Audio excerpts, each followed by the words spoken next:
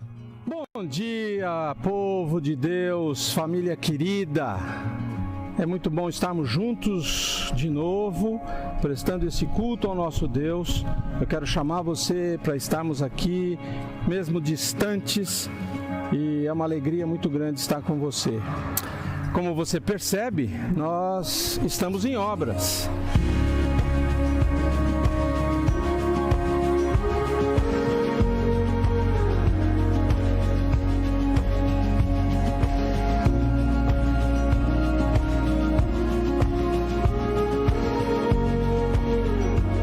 Como você percebe, nós estamos impossibilitados de usar esse nosso auditório hoje.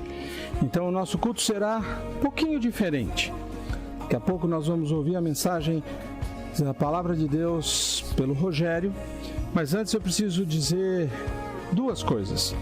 A primeira é que esta obra está sendo realizada pelo próprio condomínio, sem nenhum custo para a igreja, para que nós tenhamos um conforto melhor, uma iluminação melhor e principalmente uma ventilação melhor, para nos ajudar, para que esse ambiente seja mais saudável, para quando nós retornarmos com as nossas reuniões.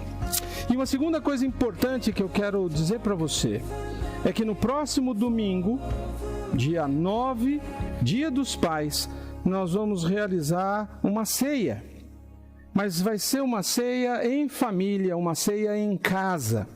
Por isso nós vamos dar algumas instruções durante a semana, mas nós já estamos alertando você para que se prepare os elementos para que juntos nós possamos ter esse tempo em conjunto, em família, dando este culto ao nosso Deus. Então, domingo que vem, Dia dos Pais, reúna a sua família e nós vamos ter a ceia.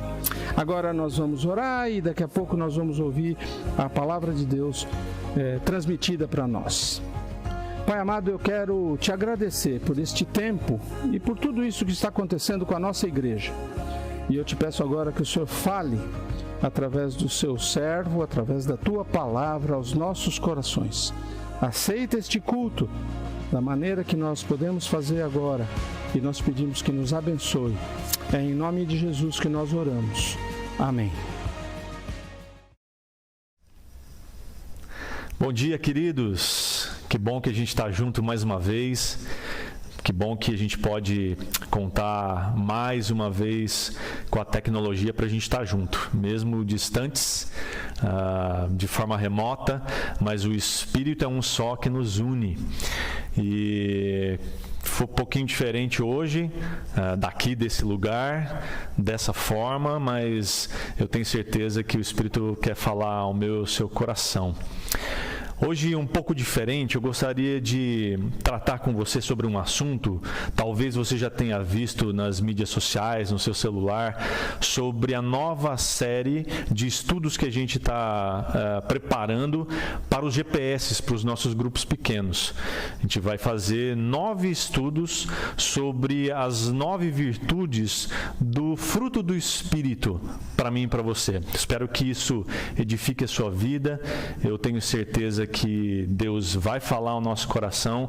São 9 estudos ao longo de algumas semanas que o Espírito de Deus vai falar comigo e com você. Então eu queria encorajar você agora a participar desses grupos. Mesmo que alguns ainda estejam de forma remota, pelo Zoom ou pelo Google Meet, mas que você possa participar para que esses estudos venham alimentar você. Esse é o objetivo, de que de alguma forma esses estudos te alcancem, trabalhem no seu coração e essas virtudes do fruto do Espírito surtam efeito na minha e na sua vida. Então, se você não participa de um GPS, fica aqui o meu encorajamento, o meu incentivo e a minha orientação para que você procure alguém e diga: olha, eu quero participar do seu grupo, como é que eu faço? Ele é remoto, é presencial? De qualquer forma, procure alguém, faça parte desse processo, desse projeto de estudar agora sobre o fruto do Espírito. Por isso eu queria tratar com você sobre esse tema hoje, você viu aí a chamada, quem controla a sua vida? Essa pergunta é muito interessante porque nos dias de hoje, controle é uma coisa complicada. Ninguém gosta de ter sua vida controlada por alguém. Mas, de certa forma, a gente sofre a influência de alguém, a influência, seja externa ou interna, nós sempre estamos sendo influenciados por algo. E isso, de certa forma, exerce controle sobre mim, sobre você. Então, a pergunta que fica é: quem controla suas ações? Quem controla o que você fala? Quem controla como você faz as coisas? É sobre isso que eu gostaria de meditar com você à luz desse texto de Gálatas, capítulo 5, que vai ser tema dos nossos 9 estudos sobre as 9 virtudes do Espírito, do fruto do Espírito. Eu queria começar, o texto que a gente vai estudar é Gálatas, capítulo 5, do versículo 22 ao 26.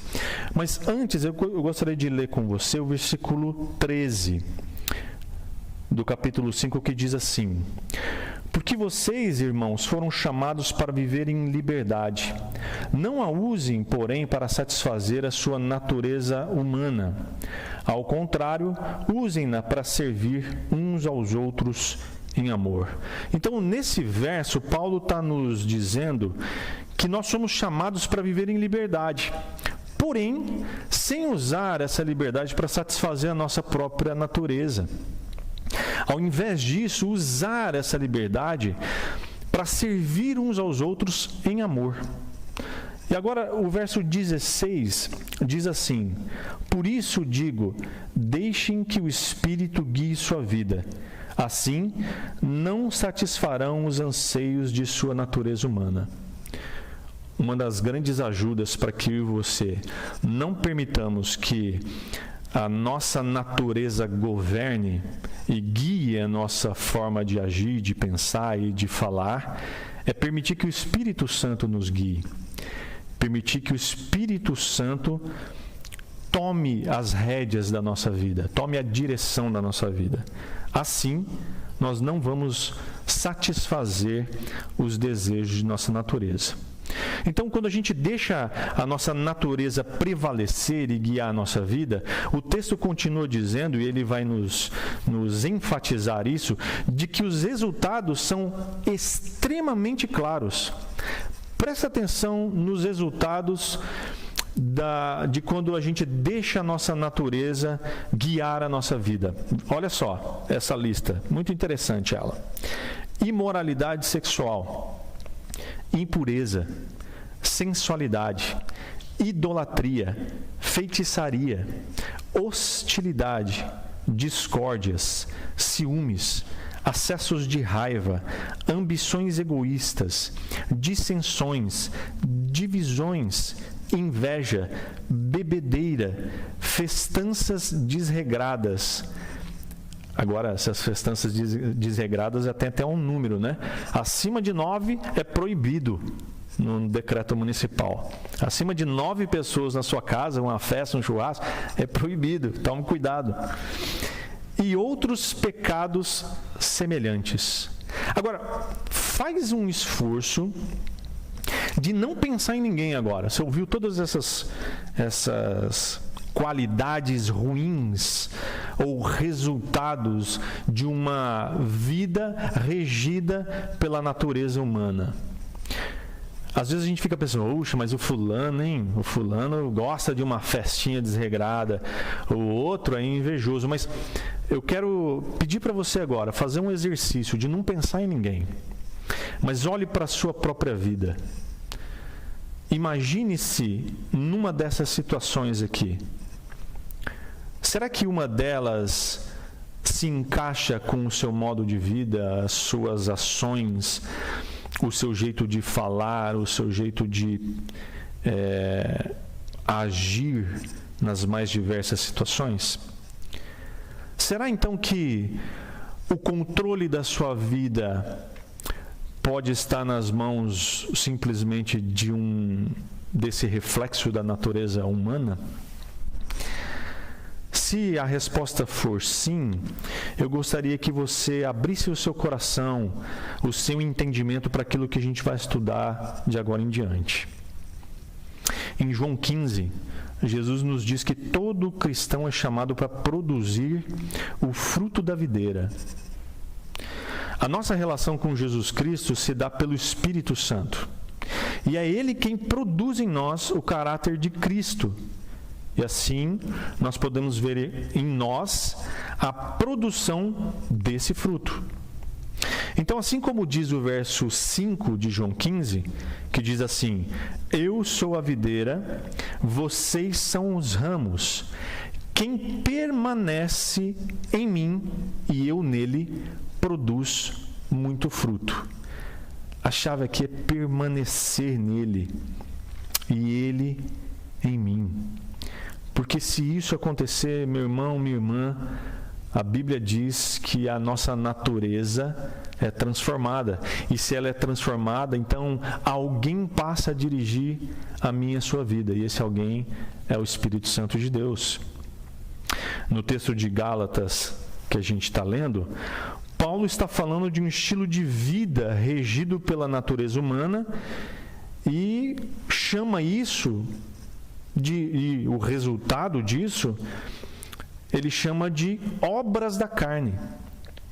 Mas quando a nossa vida, o nosso estilo de vida é regido pelo Espírito Santo, ele chama os resultados de fruto do Espírito.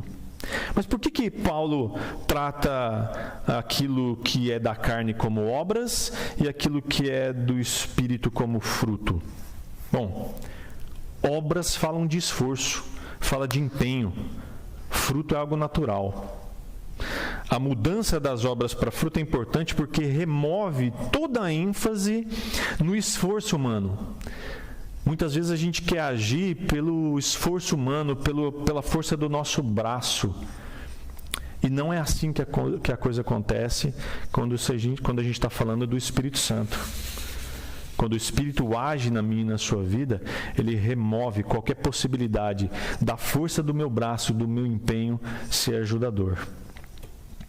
O fruto do Espírito é a realização do Espírito em nós.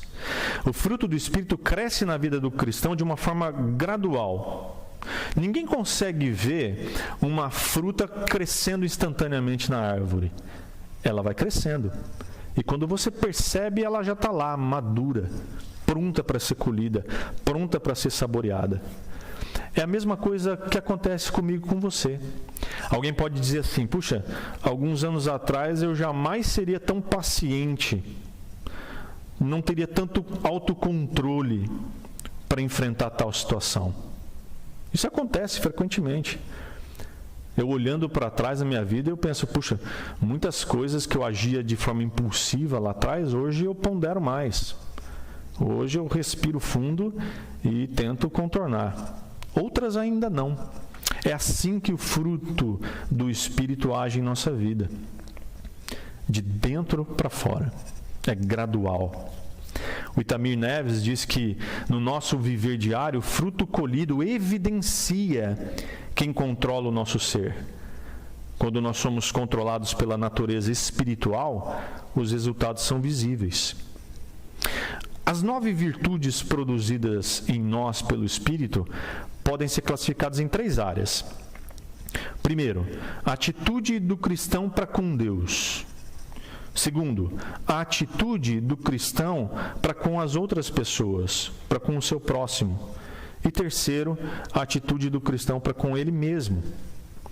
Então, vamos pensar um pouco sobre essas 9 virtudes, mas eu gostaria de dizer para você que eu não quero entrar em muitos detalhes agora sobre cada uma dessas virtudes. Por quê? Porque você vai estudar no GPS detalhadamente sobre isso.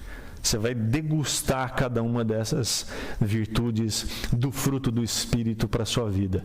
E eu tenho certeza absoluta que se você permitir que o Espírito fale ao seu coração, eu creio que isso vai ser transformador. Porque a palavra confronta-nos, a palavra ela traz transformação. E se não há transformação na minha e na sua vida, o problema não está com a palavra. Adivinha com quem está? porque muitas vezes a gente insiste em tomar as rédeas, em tomar a direção da nossa própria vida. É um exemplo claro que eu dei para uma pessoa uma vez. Eu gosto muito de dirigir, mas na estrada eu sou muito tenso para dirigir. Então, muitas vezes, alguém dirige para mim. Só que quando eu me sento no banco do passageiro, eu fico tenso da mesma forma. Porque não há em mim uma confiança tamanha de que aquele que está dirigindo vai dirigir bem, vai conseguir se safar numa situação de perigo. Então eu fico tenso. Às vezes a gente age da mesma forma. A gente gosta de tomar a direção da nossa própria vida. E a gente agarra naquele volante e segue na estrada da nossa vida, seguros de si. Mas quando passa pela nossa cabeça a ideia de que outra pessoa vai tomar a direção de algo tão importante, que é a nossa vida, a gente fica tenso, inseguro, preocupado de que aquela pessoa vai fazer um bom serviço, vai dirigir bem. Eu queria encorajar você a fazer esse exercício de deixar o Espírito Santo sentar no banco do motorista, pegar a direção da sua vida e você sentar no banco do passageiro e relaxar e aproveitar a viagem. Então, vamos pensar aqui juntos a respeito das 9 virtudes do fruto do Espírito. Então, primeiro as virtudes ligadas ao nosso relacionamento com Deus. Ele diz, no versículo 22, quero ler para você. Mas o Espírito produz este fruto: amor, alegria, paz, paciência, amabilidade, bondade, fidelidade, mansidão e domínio próprio. Não há lei contra essas coisas. Aqueles que pertencem a Cristo Jesus crucificaram as paixões e os desejos de sua natureza humana. Uma vez que vivemos pelo Espírito, sigamos a direção do Espírito em todas as áreas da nossa vida. Não nos tornemos orgulhosos, provocando e invejando uns aos outros. Então, as 3 primeiras virtudes ligadas ao nosso relacionamento com Deus é amor, alegria e paz. O amor aqui trata-se do amor do cristão por Deus. A palavra amor aqui não é tratada como aquele amor carnal de homem e mulher, ou como aquele amor de um amigo pelo outro, mas é um amor incondicional. Um amor que não necessita de condição alguma para que ele seja atendido e haja reciprocidade. Muitas vezes a gente age com um certo amor, eu amo desde que ele seja uma boa pessoa, ela ande na linha, ela faça tudo direito. E muitas vezes com Deus a gente faz a mesma coisa. Eu amo Deus desde que esteja tudo bem, desde que esteja tudo tranquilo. Não, essa palavra amor aqui é um amor incondicional, um amor que não impõe condições. Eu amo. Simplesmente assim. Não interessa se está sendo bom, se está sendo ruim, eu amo. É assim que Deus nos ama, de uma forma incondicional, de uma forma sem condições, sem imposições. O oposto disso pode ser o abuso. Muitas vezes a gente tem ouvido muito falar sobre, e principalmente nesses dias isso tem se intensificado, numa relação até de marido e mulher, onde a pessoa diz, eu amo, mas agride, ofende. Porque o oposto desse amor que é incondicional, ele impõe condições e ele abusa, ele agride. Não é assim com Deus. Existe uma falsificação também, que pode ser esse afeto egoísta, que está mais interessado no que o outro pode fazer, nos benefícios da relação. Então, amar a Deus interessado naquilo que Ele pode me fazer, ou naquilo que eu posso ter por causa dessa relação, não é amor. É outra coisa. Uma outra virtude é a alegria. Tem a ver com a sua alegria em Deus. É o deleite em Deus, é o gozo que é fundamentado num relacionamento que é consistente com Deus. Não é a alegria gerada pelas coisas terrenas. que a gente até atribui como sendo presente de Deus. Tem muita gente que coloca no carro um presente de Deus, né? E fica alegre com isso. Sim, as coisas que Deus nos dá e nos faz, nos deixa alegre. Mas o fundamento da minha e da sua alegria, o nosso contentamento, o nosso gozo, não tem que estar nas coisas, mas tem que estar nele, na presença dele, no gozo e no deleite da presença de Deus na nossa vida. O oposto dessa alegria pode ser o desespero, a desesperança. É a causa de muitas doenças da alma, como depressão, por exemplo, como pânico, o desespero da falta da alegria, do contentamento. E também tem uma falsificação, que pode ser um entusiasmo por causa das bênçãos e não do abençoador. Isso provoca oscilações de humor.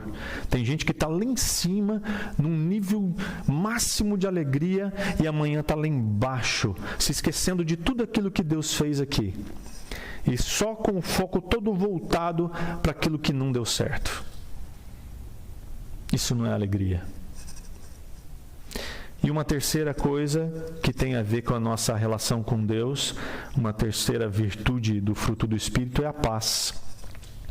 Uma profunda paz com Deus. É aquela paz que só Jesus pode dar. A paz que Ele mesmo disse que seria um presente deixado lá em João 14. Também não é a paz, aquela pax romana, que as pessoas de Israel tinham desde que obedecessem às leis de Roma. Então, se andasse na linha com Roma, estava tudo bem, não acontecia nada. Mas se passasse do ponto, as consequências vinham. É aquela shalom que Adão experimentava antes da queda, na viração do dia. Aquela paz de ter Deus caminhando ao seu lado. É o shalom que Jesus saúda os seus discípulos quando ele chega naquela sala e encontra os discípulos com medo, aterrorizados, porque o mestre havia morrido e agora ressurreto ele aparece e diz: a paz seja convosco. É esse shalom, é essa paz que Deus deseja que eu e você tenhamos. Uma paz que excede todo entendimento e que guarda a minha mente e o meu coração em Cristo Jesus. O oposto dessa paz é a ansiedade, é a preocupação. E a versão falsa é a indiferença, a apatia, o desinteresse. Mas também tem as virtudes ligadas ao nosso relacionamento com o próximo. Paciência, longanimidade, né? Amabilidade ou benignidade e bondade.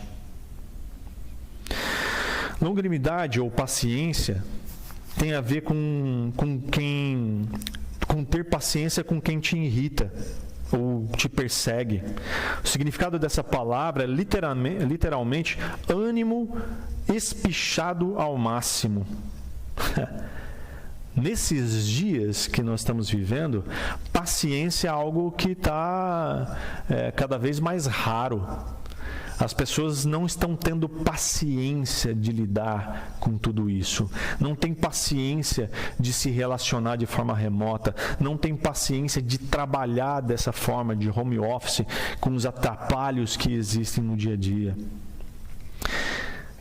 Ter longanimidade ou paciência é ter a capacidade de não estourar, de não perder a cabeça. Mas a gente pode não ter paciência, mas se ressentir, ficar ressentido com as coisas.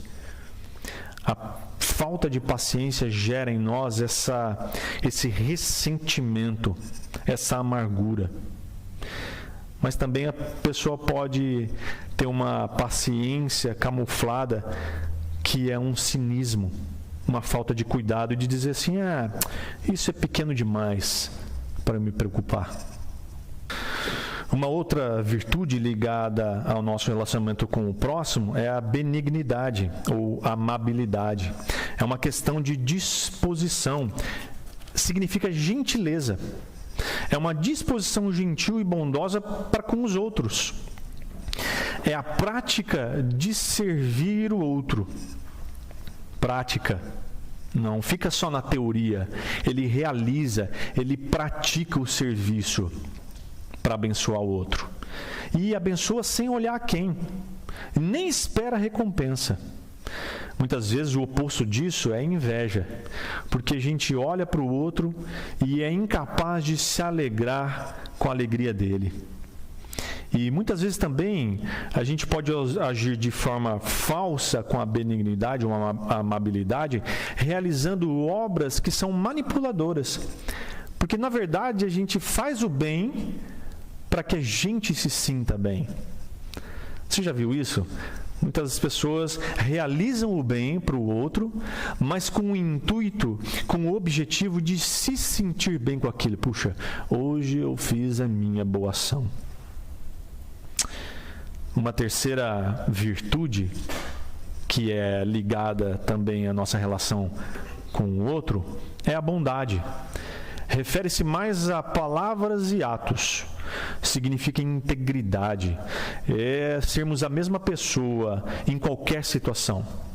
Enquanto a benignidade só ajuda, a bondade significa também poder reprovar, poder corrigir, disciplinar. Então, se alguém for bondoso comigo, é alguém que vai me corrigir, vai me trazer de volta para os trilhos, vai me disciplinar, vai me chamar a atenção. Quando alguém me chama a atenção de algo errado que eu estou fazendo, ouça bem, ele está sendo bondoso comigo.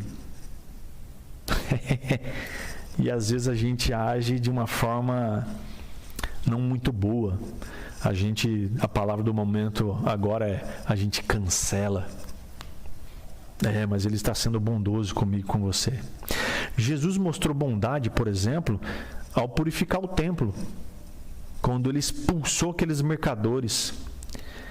Mas Jesus foi benigno com aquela mulher pecadora que ungiu os seus pés. Percebe a diferença? O terceiro grupo de virtudes são as virtudes ligadas ao nosso relacionamento com nós mesmos, que é a fidelidade, a mansidão e o domínio próprio. Fidelidade, essa palavra fidelidade descreve a pessoa que é digna de confiança. Ela é fidedigna. Trata-se de uma virtude que é ética. Seu oposto é o oportunismo. Tem muitas pessoas que agem com oportunismo, sendo amigos somente nos bons momentos. Porque na hora que a coisa vai mal, eles desaparecem. Fidelidade permite que você fique ao lado da pessoa até nos momentos maus. Não é estar com alguém somente visando os seus próprios benefícios, mas é estar com alguém visando o bem comum, visando o bem do outro. É para isso que vocês somos chamados. Mansidão ou humildade, a palavra traduzida aqui para mansidão também pode ser traduzida para humildade, que significa uma dócil submissão. É poder sobre o controle. É você ter o seu poder, a sua capacidade, as suas virtudes sob controle. É como um animal que foi domesticado e é criado sob controle, sob rédeas. Às vezes a gente gosta de dar vazão para as virtudes da natureza humana. E a mansidão vai para o espaço com isso. E a gente deixa extravasar aquela velha natureza que muitas vezes é ríspida, que muitas vezes é calorosa, que muitas vezes é colérica. E com isso acaba prejudicando quem está ao redor e se prejudicando. Mansidão é você ter esse poder todo sob controle. E adivinhe, o controle do espírito. O oposto disso é ser superior ou voltado para o próprio interior.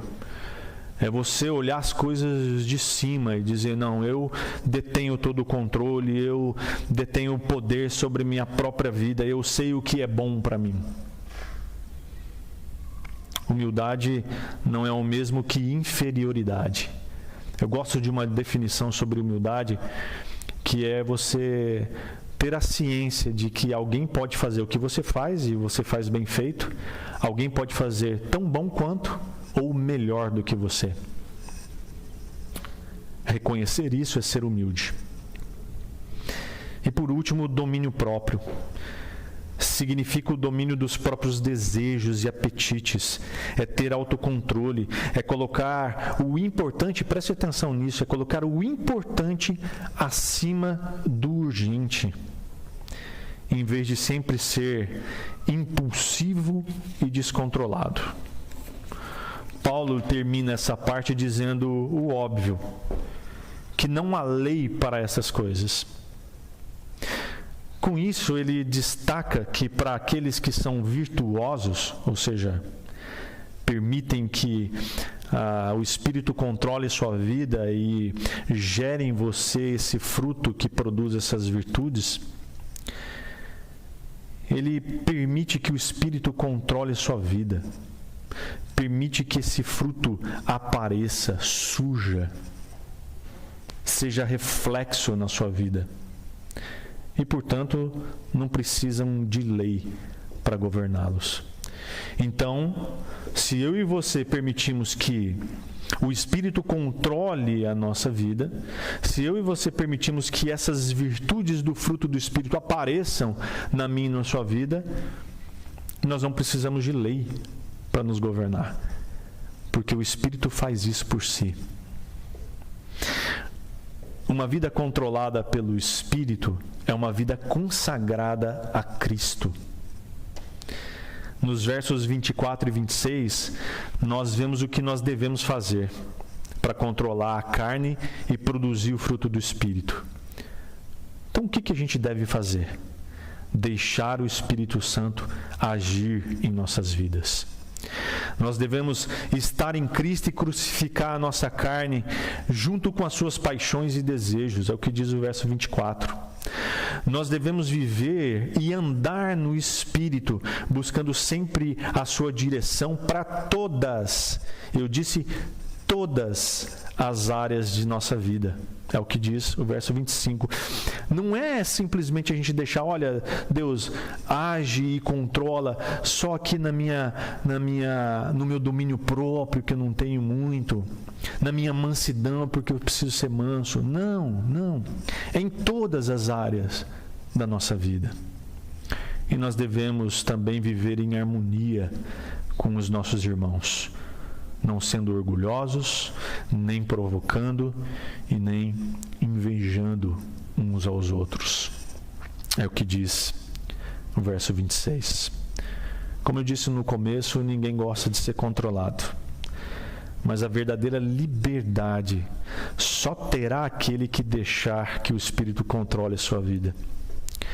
Todo aquele que crucifica a sua carne e vive no Espírito pode experimentar da graça de sentar no banco do passageiro da sua própria vida e curtir a viagem que essa vida proporciona, se deleitando de alguém que dirige muito bem e traz conforto e segurança para a nossa viagem da vida. Eu espero que, em nome de Jesus, essa palavra fale ao seu coração, mas espero que você se interesse por aprender com mais detalhes sobre cada uma das virtudes do fruto do Espírito e possa participar do GPS, que vai começar agora, nos próximos dias.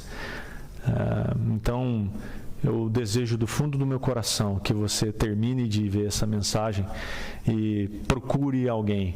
Ligue para mim, manda uma mensagem e diz: Rogério, qual grupo que eu posso participar? Eu não participo de nenhum, eu gostaria de participar de um grupo. Eu vou ter uma alegria imensa de indicar a você um grupo, um GPS que você possa participar.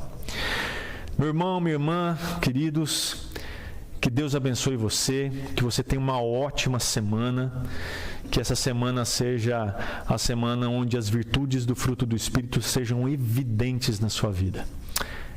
Quero orar agradecendo a Deus por esse tempo, por essa palavra e principalmente por você que está aí agora ouvindo e sendo ministrado por essa palavra. Deus, muito obrigado, Senhor, por esse tempo tão precioso que nós passamos aqui juntos. Obrigado pela Tua palavra que é transformadora. Muito obrigado, Senhor, porque eu creio que através do Teu Espírito Santo o fruto do Teu Espírito vai ser produzido em nós. E cada uma dessas virtudes do fruto vai poder ser evidente na nossa vida. Pai, eu creio nisso e desejo. Eu desejo que assim seja também com meu irmão e minha irmã que está orando comigo agora. Pai, em nome de Jesus, abençoa cada um de nós. E que em nome de Jesus, em breve, nós possamos estar aqui juntos novamente, exercendo na prática, Pai, a manifestação das virtudes do fruto do Espírito. Em nome de Jesus. Amém, Senhor. Que Deus te abençoe e até a próxima.